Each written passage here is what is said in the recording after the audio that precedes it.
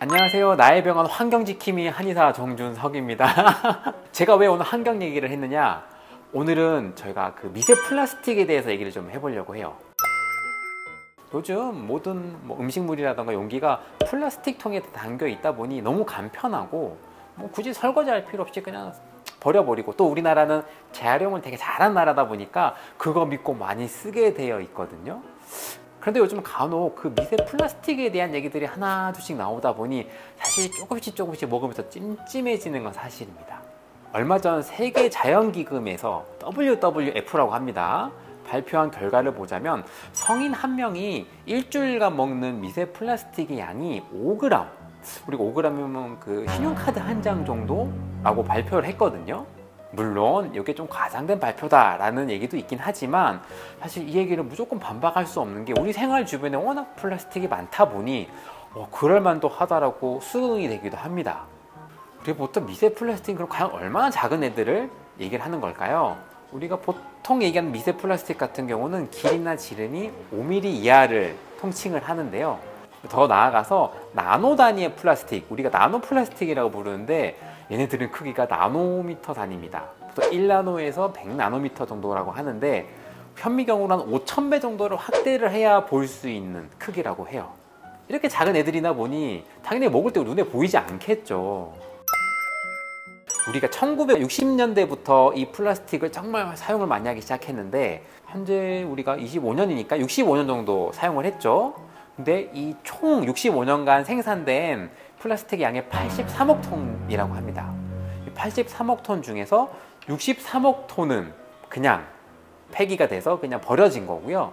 우리가 재활용하는 수준이 한 9% 정도밖에 되지 않는다고 하니까 이 버려진 양을 생각하면 어마무시하죠. 이렇게 폐기된 플라스틱이 다 바다라던가 땅으로 버려지게 되는데, 바다 같은 경우는 플라스틱이 바다에 둥둥 떠다니기만 하는 게 아니잖아요. 파도도 맞고 바위나 이런 데 깨지니까 점점점 작은 단위로 분해가 되게 돼 있고요. 이게 정말 건강한 방식에, 우리가 원하는 방식의 분해가 되면 좋겠는데 작게 짧게 나눠지기만 하다 보니 그 조그만 나노 플라스틱을 이 플랑크톤이 먼저 먹게 되고요. 그다음에 플랑크톤을 잡아먹는 조그만 어류에서부터 우리 먹이 사슬에 따라서 점점점 큰 물고기까지 농축이 되어 있으니까 그런 것 때문이라도 좀 큰 생선 먹지 말아라는 얘기도 많은 것 같습니다.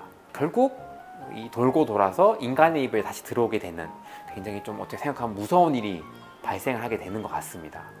플라스틱이 참 재밌는 게, 생각해보면 플라스틱이야말로 오래 써야 되는 애들이거든요.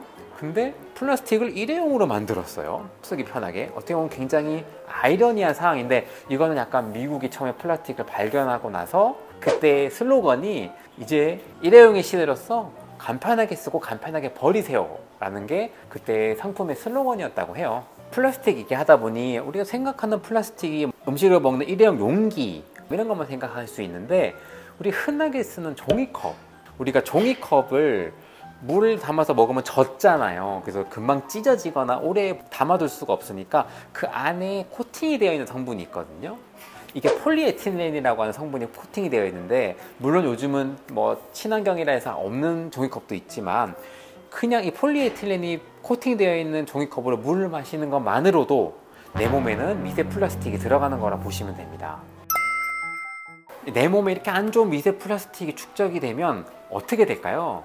몸에 쌓인 미세 플라스틱이 몸에 여러 가지 호르몬들을 교란시킨다는 얘기가 많거든요. 그러다 보니까 우리 암세포를 성장시킬 수 있는 어떤 호르몬들을 자극을 한다던가 해서 어느 수준 이상에서 미세 플라스틱이 쌓였을 때 암세포의 성장과 전이에 관련이 되어 있다는 연구 결과도 최근에 발표가 되기도 했습니다.